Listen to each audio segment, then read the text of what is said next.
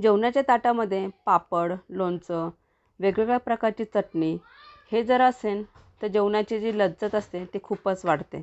Hi friends, कल्पनाच रेसिपीमध्ये पुन्हा एकदा तुमचं स्वागत आहे. आज आपण बघणार आहोत एक चटणीची रेसिपी.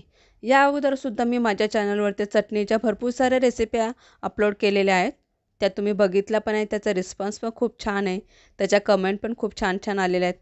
त्यामुळे मी तुम्हाला परत एक आज पारंपरिक पद्धतीने मिरचीचा खरडा कसा करायचा आहे तो मी दाखवणार आहे.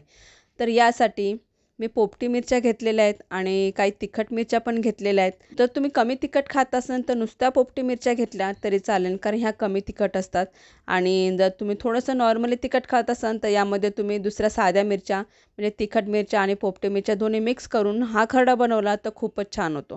तर इथे ज्या पोपटी मिरच्या घेतलेल्या आहेत ते 10 ते 12 घेतलेल्या आहेत आणि तिखटवाल्या 10 ते 12 घेतल्या आहेत मिरच्या. आणि इथे 1.5 बंच मी लसूण घेतलेला आहे. 1 चमचा मीठ घेतलेलं आहे. ह्या ज्या मिरच्या आहेत त्या मी मधोमध थोडा कट करून घेतलेल्या आहेत. हा जो खरडा आहे तो मी पारंपरिक पद्धतीने पाट्यावरती वाटून केलेला आहे. तर तुमच्याकडे पाटा नसेल तर तुम्ही मिक्सरमध्ये वाटलात तरी चालेल. मिक्सरमध्ये सुद्धा जेव्हा खरडा आपण करतो तो पण खूप छान लागतो टेस्टला.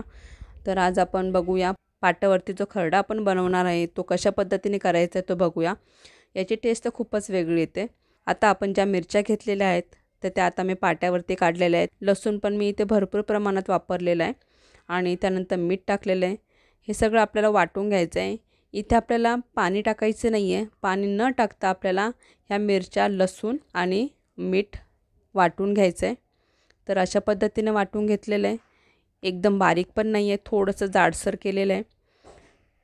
तर ही रेसिपी तुम्ही नक्की ट्राय करा. तुम्हाला कशी वाटली मला कमेंट्सने नक्की सांगा. मिक्सरवरती वाटताना सुद्धा आपल्याला ह्या मिरच्या ज्या आणि लसूण आहे तर ते बारीक वाटून घ्यायचं आहे. या पद्धतीनं पाट्यावरती मिरची, लसूण वाटून झालेली आहे. आता आपल्याला याला फ्राय करून घ्यायचं आहे. तर गॅसवरती मी पॅन गरम करायला ठेवलेला आहे आणि यामध्ये आपल्याला 2 चमचे तेल टाकायचं आहे आणि तेलामध्ये हा जो खरडा आहे तो फ्राय करून घ्यायचा आहे.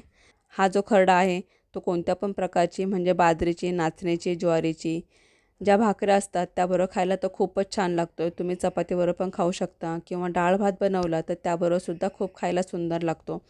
तेल गरम झालं होतं आणि त्यामध्ये आपण जी मिरची वाटली होती, मिरची आणि लसूण ते टाकून फ्राय करून घ्यायचं आहे. थोडंसं गोल्डन कलरचं फ्राय करून घ्यायचं आहे म्हणजे तो थोडासा तिखटपणा जो असतो तो कमी होऊन जातो.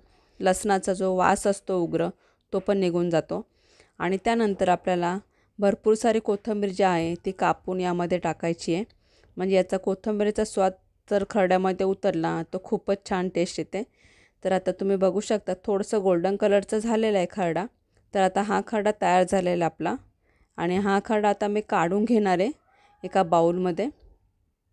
तर ही रेसिपी तुम्ही नक्की ट्राय करा. तुम्हाला कशी वाटली मला कमेंट्सने नक्की सांगा. रेसिपी जर आवडली तर लाईक, शेअर आणि चॅनलला सबस्क्राईब करायला विसरू नका. आणि परत भेटूया अशीच एक रेसिपी घेऊन. थँक्यू.